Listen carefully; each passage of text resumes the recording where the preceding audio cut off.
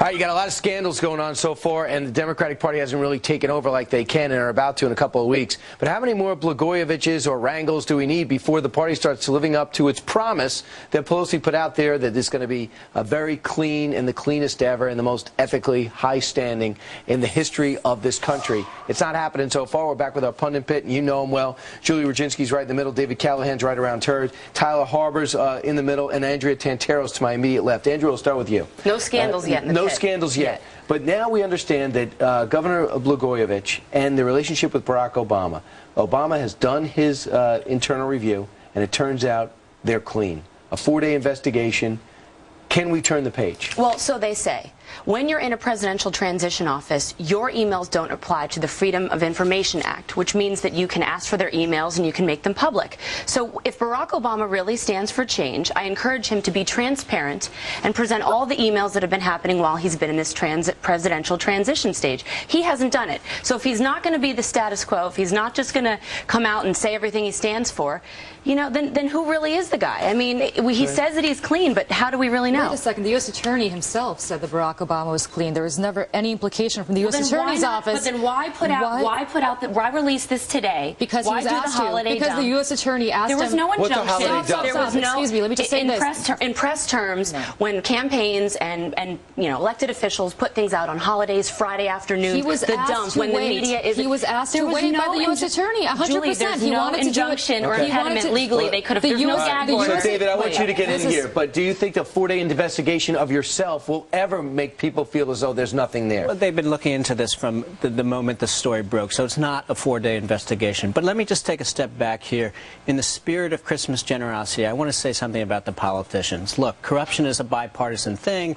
Ted Stevens one day, Charlie Rangel the next day. Sure. But in the grand scheme of things, these politicians are much less corrupt than they were 50 years ago. Our politics is cleaner. We forget this when we get caught up in these. Well, that's not a good sign.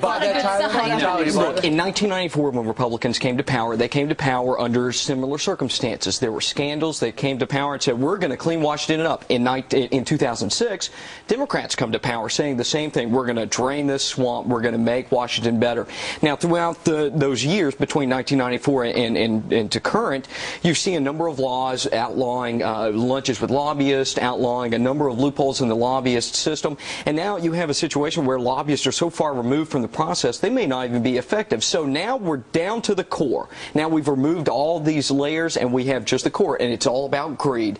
And now the Republicans and the Democrats both looking at themselves and saying, hey, maybe we have a problem here. The earmarks are still leading to this. Here's the other thing, Julie, I want to bring up. I don't think the American public, even if there is something there, I don't think the American public wants anything to do with this, because they need Barack Obama's administration, Republicans and Democrats, to hit the ground running. I don't think we could afford to be mocked up in some Illinois scandal. I agree, I agree, but there's nothing to come clean about, because, again, U.S. Attorney Fitzgerald, first of all, asked Barack Obama to not release the report until yesterday, so that's his schedule. That's not Barack Obama's. While his own investigation was going on, did not want to get in the middle of the investigation. And secondly, look, Rob Blagojevich was going to break the law no matter whether the laws were on the books or not. This guy was clearly determined to be corrupt. It's true Fitzgerald asked them to wait, but there was no impediment, no injunction, no gag order. Barack Obama could have come out and released it. He should have told the U.S. Attorney to go scratch, and he was going to do it. Him and Rahm Emanuel chose selectively to have develop lockjaw. He could not have gone to Fitzgerald and said, I'm sorry, U.S. Attorney, he could have. You're doing your investigation, but, go scratch, I'm going to release this right David, now. here's the one problem. The one problem is that Patrick Fitzgerald says something interesting for legal experts. Blagojevich, who we thought would be long gone by now, doesn't have to go anywhere, because if they're going to use this impeachment to get rid of him, they can't use any of his stuff. They can't use any of his evidence. Leave that for me. That has nothing to do with you. So this guy's going to wait it out. He's got nowhere to go. He's got no job waiting for him. Right, and he's going to wait it out in order to keep collecting that paycheck. Which he complains so much about on the wiretaps. I'm only making $171,000. Well, and that's something important here, which is these people are making chump change compared to what highly ambitious people in the private sector are making. So, I mean, we got to, as we beat up on the politicians, let's keep that in mind. They're working very hard. It's all about not making a lot of money. It's just amazing how much they spend to get those low-paying jobs. Exactly. It's the power for them. It's never been the money. You guys not into power. Me, I'm into power. But thanks so much for joining us. Great debate, and have a great holiday. All right, Christmas tomorrow. It's within hours away. Later, we'll give you an update on Santa.